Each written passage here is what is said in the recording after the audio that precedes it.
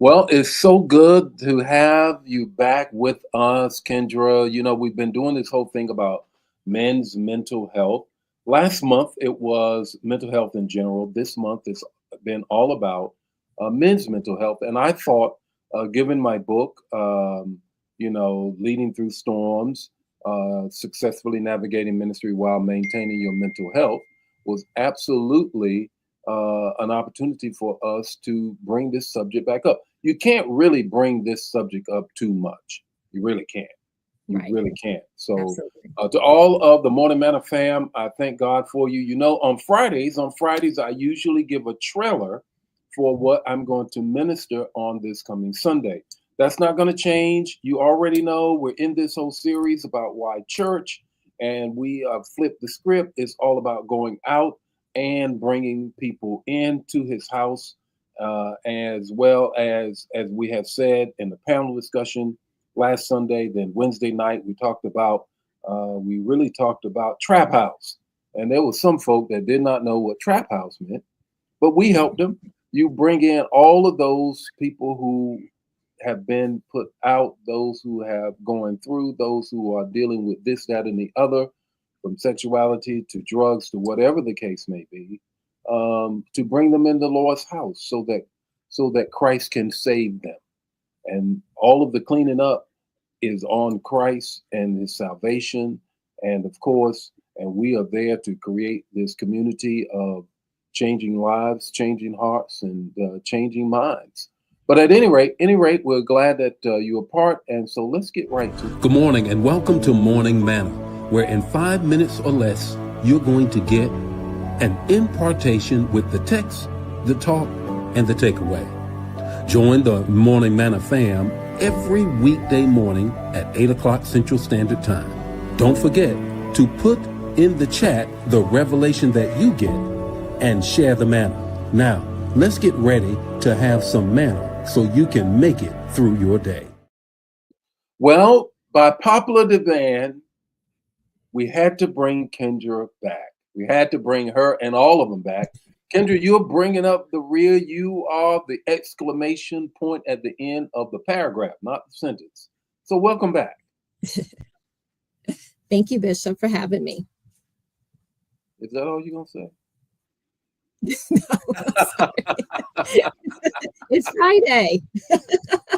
Yes. Oh, Friday. That's right. It is Friday. So Friday. you can be happy about that. Okay. Yes. Thank you for having me. So again, tell us a little bit about your what you do. Yes. So again, welcome everybody. Thank you for inviting us again. We are truly honored to bring awareness to this issue again.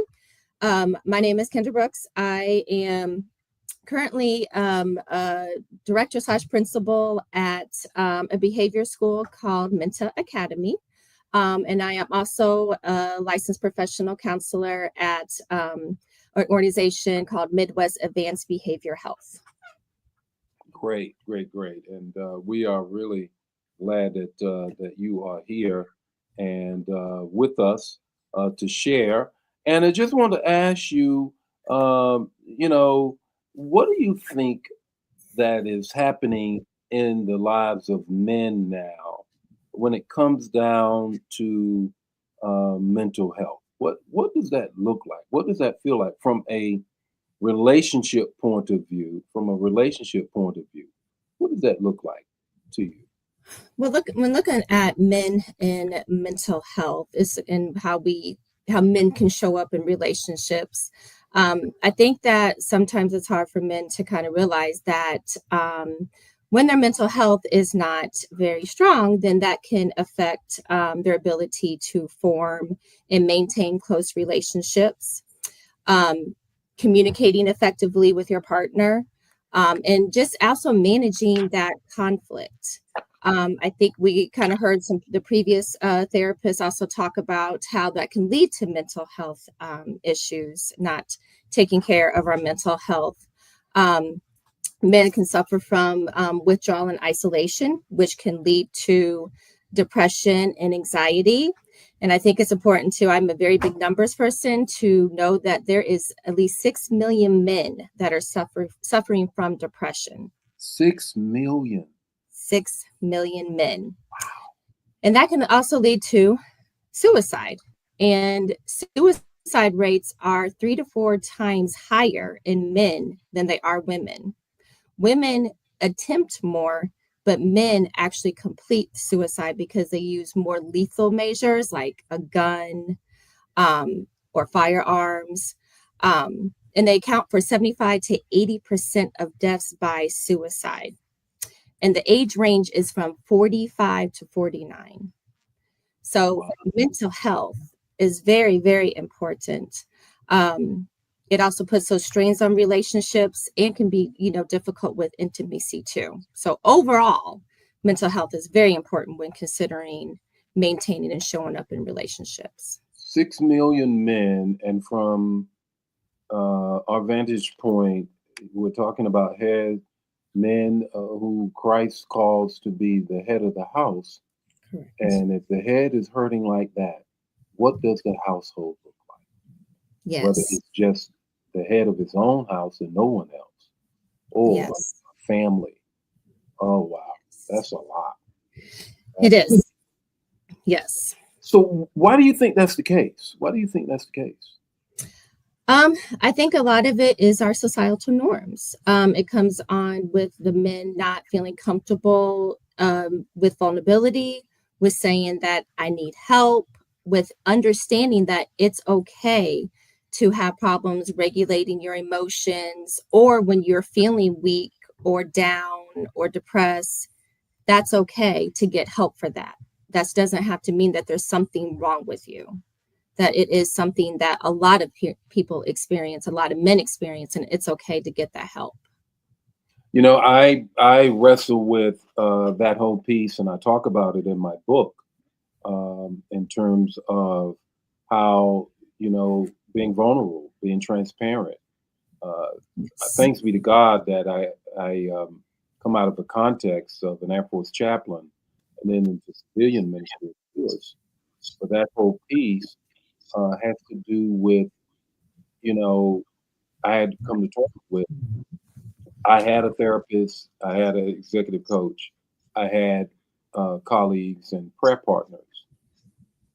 The fact, though, remains it was still something that I thought about quite a bit. How vulnerable, how transparent do I want to be? Because as a man, I want to appear weak. And Yes. the worst thing in the world for a man is to appear weak. Yes. Yes. What do we do to little boys? One of the things that we do to little boys, we say, make a muscle. Yes. Yes. Be a man. Can't be weak. Don't show your emotions. Don't cry. All of those things. Those kinds of things. Yes. Don't appear weak. Correct. Correct. And that's what is shown. That's what it says, that there are two ways: either be weak or be strong. Suck it up. You're the head of the household, like you said. So when men experience not feeling that way or showing up that way, then they feel more of like a failure. Then they feel like something is wrong, or they shut down or start isolating themselves. So vulnerability is very, very important. It can help foster and help people trust more. They say like you connect those deeper bonds with people. So in order to do that, you have to be vulnerable. Be your authentic self. Be you. Be the true you, because whoever's there for you is going to accept you for the true you. And you have to remember that being vulnerable is not being weak. It's actually being strong, because you're allowing yourself and you're allowing other people to get to know you. So are you saying then that I was being strong in my book? You're being very strong, Bishop. Yes. Oh, wow. Being vulnerable. Yes. And you were able to create those strong and healthy relationships. So that's definitely a symbol of being strong. Wow. Wow. I never really looked at it like that. I guess I looked at it always from the perspective of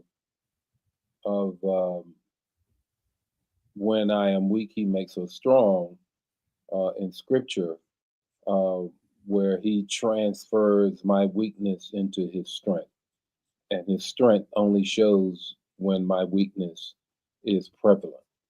And so I guess I was really looking at it from that angle. But I get it. I get it.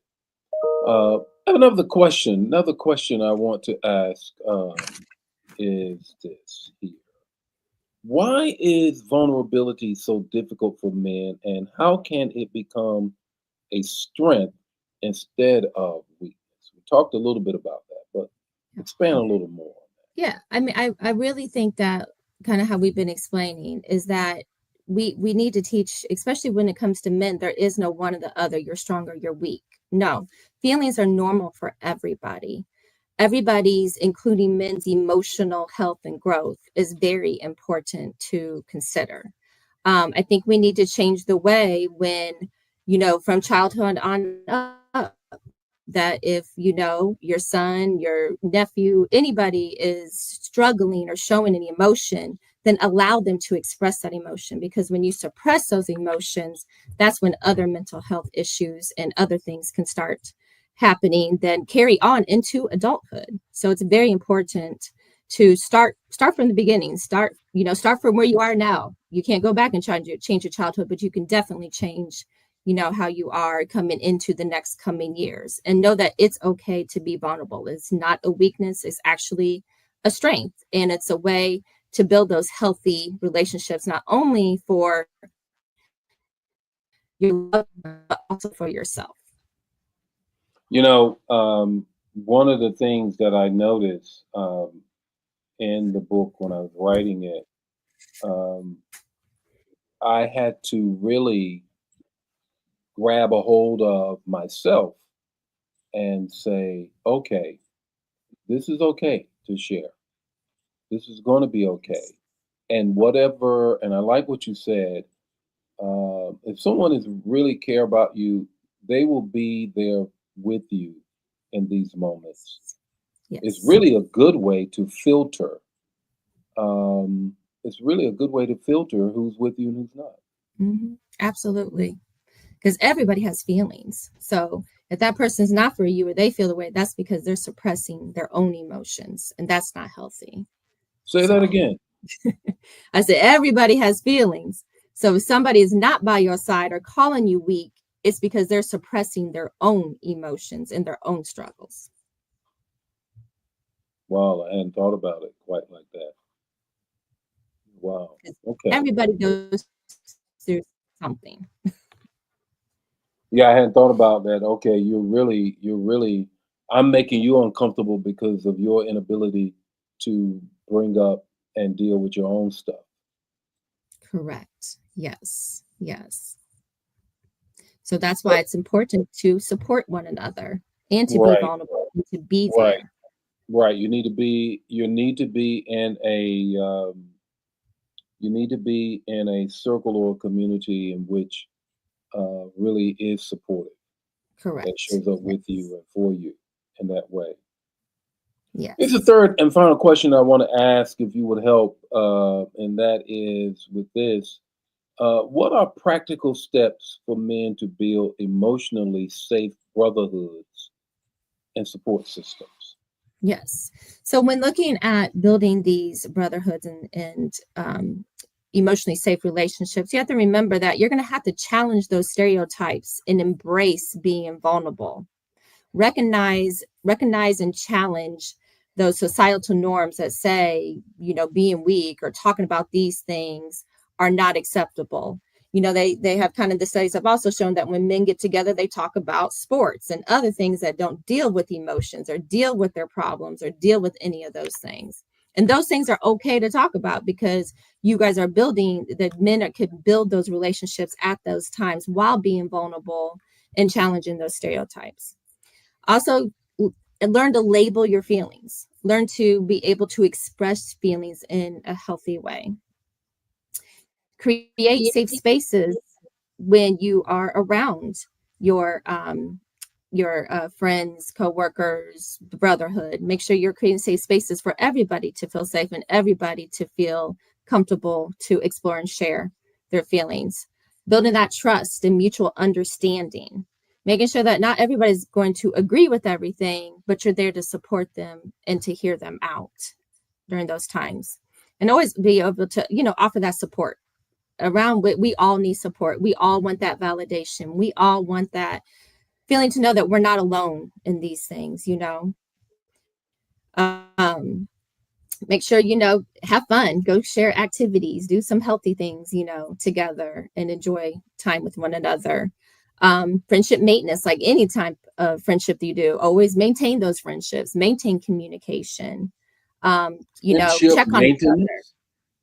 Friendship maintenance, yes, make time for your friends. You mean friendship?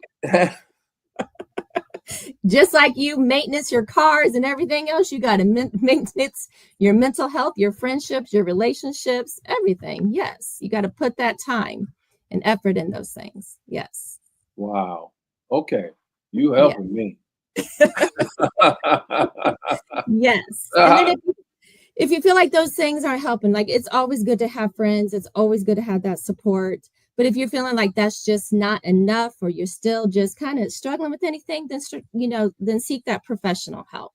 That's what us and all my other, fellow colleagues and therapists are out here for. We're here just to help navigate through whatever storm you might be going through, or whatever feelings or anything that you just might be struggling with. You make it sound like changing the oil in the car every 7,000 miles. Well, I need to go. I need to go check. I got to check in with my friend. Hey, how you doing, man? yes, That kind of thing. yes. Friendship maintenance. Yes, because you never know what somebody's going through. We all like to say we're doing okay. Sometimes we don't want people to know what we're going through, but it's always nice to reach out and just know that somebody cares about you and somebody's checking on you. Okay, friendship maintenance. Yes. I learned something new here. No question. Well, Kendra, what would you like to leave us with here on the last words here?